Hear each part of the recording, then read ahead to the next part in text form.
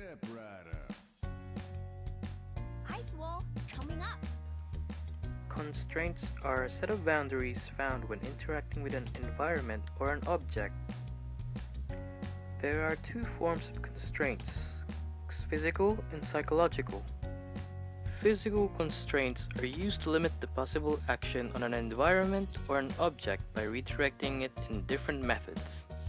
There are three kinds of physical constraints: paths, axes, and barriers. Paths are just like moving the payload, where they give you minimal options. When you stay on it, it moves, but only in a fixed route. Axes are just like Roadhog's ultimate ability. It requires the user to rotate a wheel attached to the gun in a rotary motion in order for it to fire massive amounts of bullets.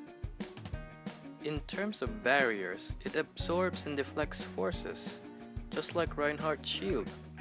If he's blocking a path, you either defeat him or find another way around him.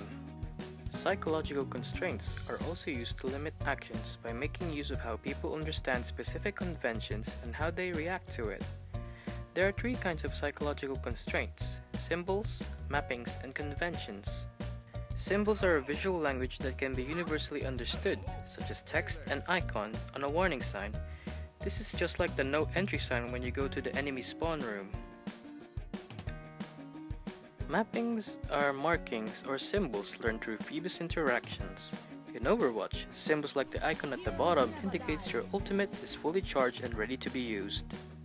Conventions are learned tradition or practice. In Overwatch, once you hear the enemy voice line, this indicates that they're about to use their ultimate abilities. And those are the physical and psychological aspects of constraints.